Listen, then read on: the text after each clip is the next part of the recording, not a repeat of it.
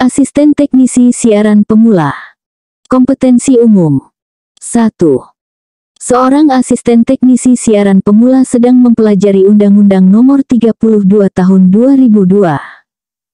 Menurut undang-undang tersebut, apakah yang dimaksud dengan penyiaran? A. Kegiatan pemancar luasan siaran melalui sarana pemancaran dan/atau sarana transmisi di darat, di laut atau di antariksa. B. Proses produksi konten audio dan visual untuk disiarkan kepada masyarakat. C. Kegiatan penyebaran informasi melalui media cetak dan elektronik. D. Penggunaan frekuensi radio untuk mengirimkan sinyal ke pesawat penerima. E. Penyelenggaraan siaran televisi melalui jaringan kabel atau satelit. Jawaban yang tepat dari soal di atas adalah A. Pembahasan dari pertanyaan di atas yaitu, bahwa menurut Undang-Undang Nomor 32 Tahun 2002, penyiaran didefinisikan sebagai kegiatan pemancar luasan siaran melalui sarana pemancaran dan/atau sarana transmisi di darat, di laut atau di antariksa dengan menggunakan spektrum frekuensi radio melalui udara, kabel, dan/atau media lainnya untuk dapat diterima secara serentak dan bersamaan oleh masyarakat dengan perangkat penerima siaran. 2. Dalam menjalankan tugasnya, seorang asisten teknisi siaran pemula harus memahami asas penyiaran. Berdasarkan Undang-Undang Nomor 32 Tahun 2002, manakah yang bukan merupakan asas penyiaran? A. Manfaat. B. Adil dan merata. C. Kepastian hukum. D. Kebebasan dan tanggung jawab. E. Persaingan sehat. Jawaban yang tepat dari soal di atas adalah E. Pembahasan dari pertanyaan di atas yaitu, bahwa asas penyiaran menurut Undang-Undang Nomor 32 Tahun 2002 meliputi manfaat, adil dan merata, kepastian hukum, keamanan, keberagaman, kemitraan, etika, kemandirian, kebebasan, dan tanggung jawab. Persaingan sehat tidak disebutkan sebagai salah satu asas penyiaran dalam undang-undang tersebut. 3. Asisten teknisi siaran pemula di sebuah lembaga penyiaran publik sedang mempelajari perizinan penyiaran. Berapa lama jangka waktu berlakunya izin penyelenggaraan penyiaran yang diberikan kepada lembaga penyiaran swasta menurut Undang-Undang Nomor 32 Tahun 2002? A. 3 tahun. B. 5 tahun. C. 7 tahun. D. 10 tahun. E. 15 tahun. Jawaban yang tepat dari soal di atas adalah D. Pembahasan dari pertanyaan di atas yaitu, bahwa berdasarkan Undang-Undang Nomor 32 Tahun 2002, izin penyelenggaraan penyiaran yang diberikan kepada lembaga penyiaran swasta berlaku untuk jangka waktu 10 tahun untuk penyiaran radio dan 10 tahun untuk penyiaran televisi. 4. Seorang asisten teknisi siaran pemula sedang mempelajari Undang-Undang Nomor 19 Tahun 2016 tentang perubahan atas Undang-Undang Nomor 11 Tahun 2008 tentang informasi dan transaksi elektronik. Apa yang menjadi fokus utama perubahan dalam Undang-Undang Nomor 19 Tahun 2016 ini? A. Penambahan definisi baru terkait teknologi informasi. B. Perubahan struktur kelembagaan pengawas IT. C. Penyempurnaan ketentuan mengenai pengelolaan nama domain. D. Penguatan perlindungan data pribadi dan penyempurnaan hak hapus. E. Penambahan sanksi pidana bagi pelaku kejahatan siber. Jawaban yang tepat dari soal di atas adalah D. Pembahasan dari pertanyaan di atas yaitu, bahwa fokus utama perubahan dalam Undang-Undang Nomor 19 Tahun 2016 adalah penguatan perlindungan data pribadi dan penyempurnaan hak hapus atau right to be forgotten. Undang-undang ini memperkuat ketentuan mengenai perlindungan data pribadi dan memberikan hak kepada seseorang untuk meminta penghapusan informasi elektronik yang tidak relevan yang berada di bawah kendali penyelenggara sistem elektronik. 5. Dalam konteks Undang-Undang Nomor 19 Tahun 2016, seorang asisten teknisi siaran pemula harus memahami tentang penyelenggaraan sistem elektronik. Manakah dari berikut ini yang bukan merupakan kewajiban penyelenggara sistem elektronik? A. Menjamin kerahasiaan data pribadi yang disimpan. B. Memberikan akses penuh kepada pemerintah atas semua data pengguna. C. Menghapus informasi elektronik yang tidak relevan berdasarkan penetapan pengadilan. D. Menyediakan mekanisme pengaduan atas penyelenggaraan sistem elektroniknya. E. Memastikan sistem elektroniknya tidak memuat muatan yang dilarang. Jawaban yang tepat dari soal di atas adalah B.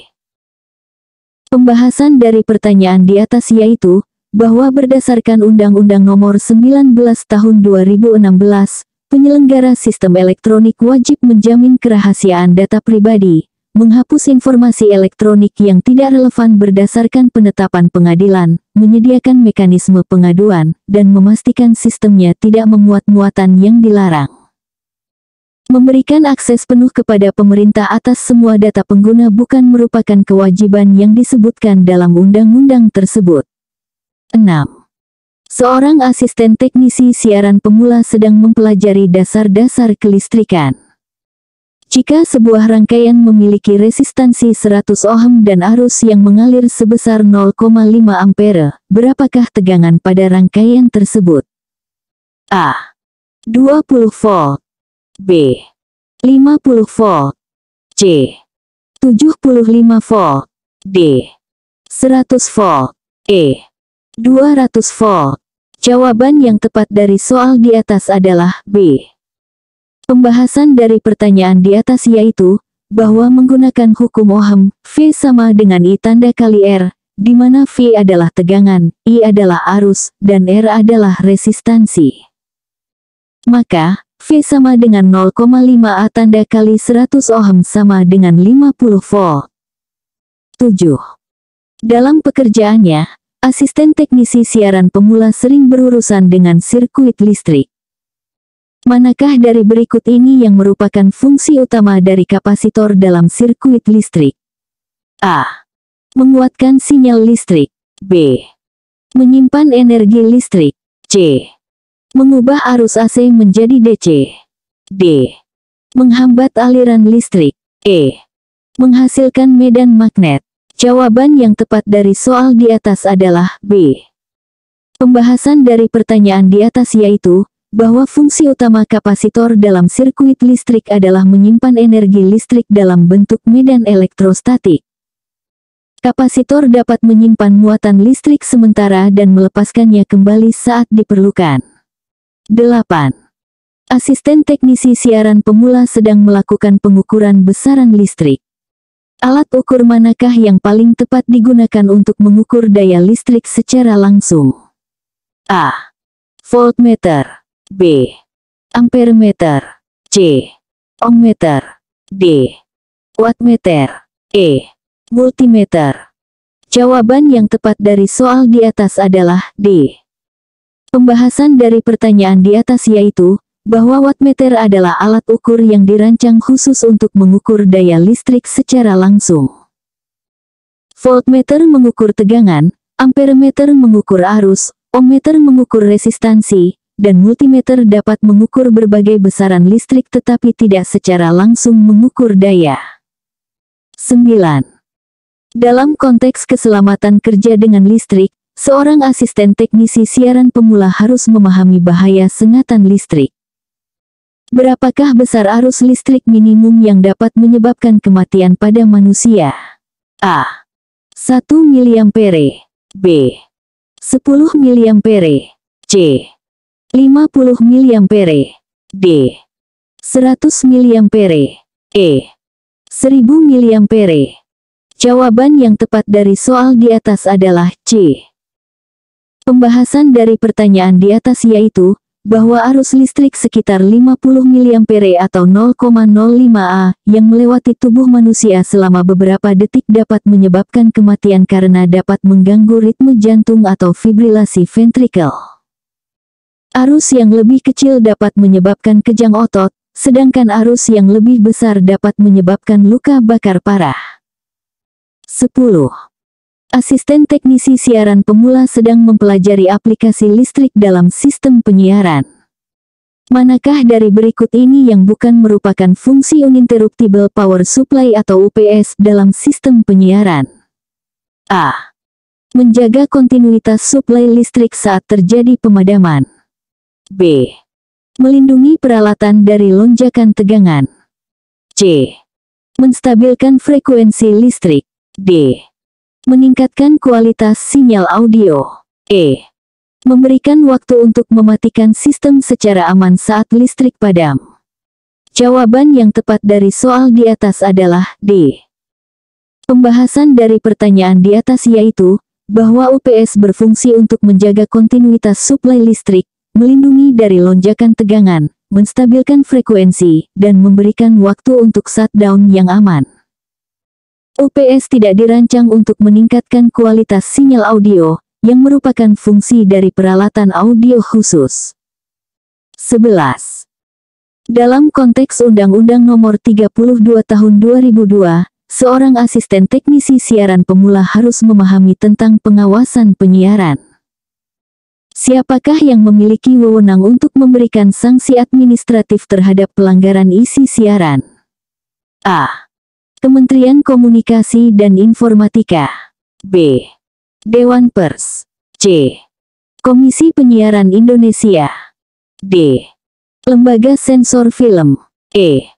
Badan Regulasi Telekomunikasi Indonesia. Jawaban yang tepat dari soal di atas adalah C. Pembahasan dari pertanyaan di atas yaitu, bahwa berdasarkan Undang-Undang Nomor 32 Tahun 2002, Komisi Penyiaran Indonesia atau KPI, memiliki wewenang untuk memberikan sanksi administratif terhadap pelanggaran isi siaran. KPI bertugas mengawasi pelaksanaan peraturan dan pedoman perilaku penyiaran serta standar program siaran. 12. Asisten teknisi siaran pemula sedang mempelajari tentang perbuatan yang dilarang dalam pemanfaatan teknologi informasi menurut Undang-Undang Nomor 19 Tahun 2016. Manakah dari berikut ini yang bukan termasuk dalam kategori tersebut? A. Mendistribusikan konten pornografi. B. Melakukan penyadapan tanpa hak. C. Menyebarkan berita bohong yang mengakibatkan kerugian konsumen. D. Mengakses sistem elektronik milik orang lain tanpa izin. E. Mengunggah video tutorial penggunaan perangkat lunak berbayar. Jawaban yang tepat dari soal di atas adalah E.